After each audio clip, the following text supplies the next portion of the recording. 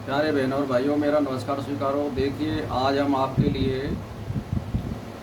बता रहे हैं कि मन को निर्मल हम कैसे कर सकते हैं। तो देखो, विधि से हर चीज़ के हम तत्व को जान सकते हैं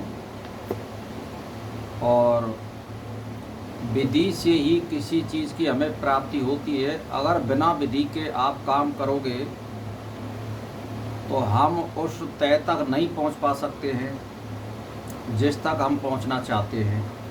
तो ये क्रिया होती है और एक प्रोसेस होता है किसी चीज़ का।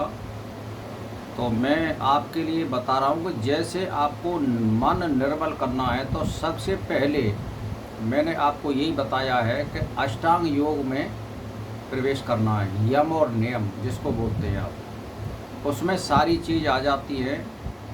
ब्रह्मचार्य आ जाता है, अस्त्य आ जाता है, अपग्रह आ जाता है, संतोष आ जाता है, शौच आ जाता है। ये सारी चीज़ उसमें आ जाती हैं।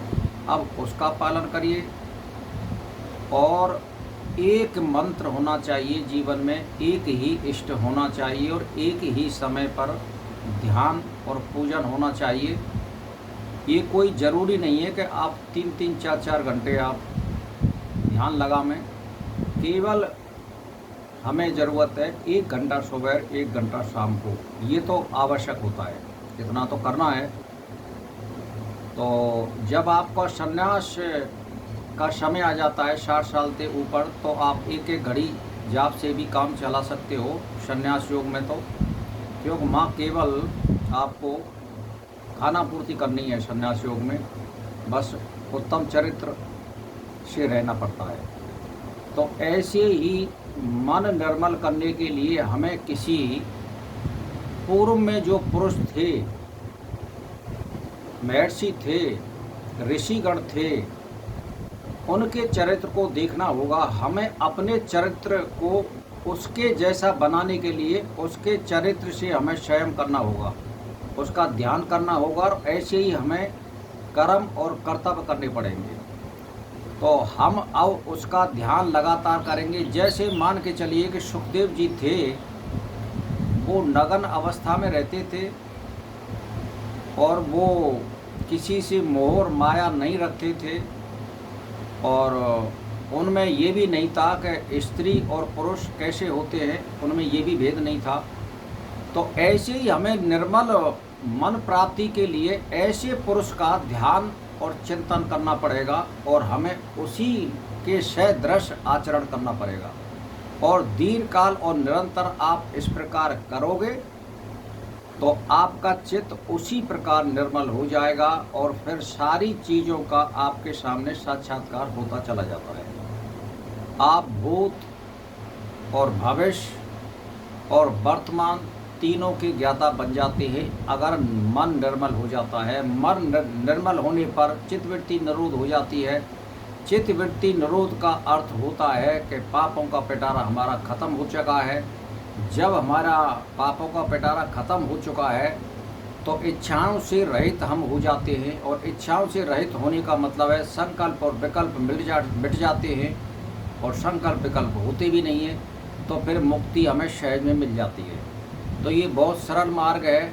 किसी पुरुष को जो आपकी निगाह में बहुत अच्छा चरित्रवान हो और जिसने अच्छी तरह से परमात्मा के विषय में मनन और चिंतन किया है, तो ऐसे ऋषि मुनि का आप ध्यान और चिंतन कर सकते हैं और उनके ध्यान और चिंतन के सदृश आपको आचरण करने पड़ेंगे।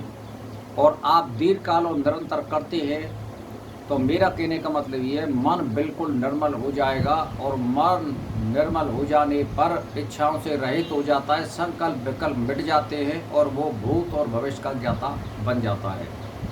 तो भाई और बहनों, मैं तो एक ही बात कहना चाहता हूँ कि आप धर्म को जानने के लिए, परमात्मा को जानने के लिए, परमात्मा के बारे में जानने के लिए या उनका तत्व को जानने के लिए हमें साधु संगत, अच्छे ग्रंथों का अध्ययन करना चाहिए। 4 वेद, 6 शास्त्र और उपनिषद, महारामायण, वशिष्ठ, इनका आप अध्ययन करें, गीता का अध्ययन करें। तो मेरा कहने का मतलब कुछ आपकी समझ में आएगा। गुरु के सानिध्य में करें तो सोने में सुगंध होता है। तो ये सारी चीज़ एक प्रोसेस के तहत प्राप्त होती है। आप क्रिया योग अपनाइए और दीर्घकाल अपनाइए, तो फिर एंड में आप तत्व को जान जाओगे और ब्रह्म को जान जाओगे, और मन निर्मल होने पर ये सारी चीज़ स्वयं सहज प्राप्त हो जाती है। इसीलिए आप उन ऋषि मुनियों का ध्यान और चिंतन कीजिए जिन्होंने अपने मन को निर्मल किया है और परमात्मा के सदृश उन्होंने प्राप्ति करी है।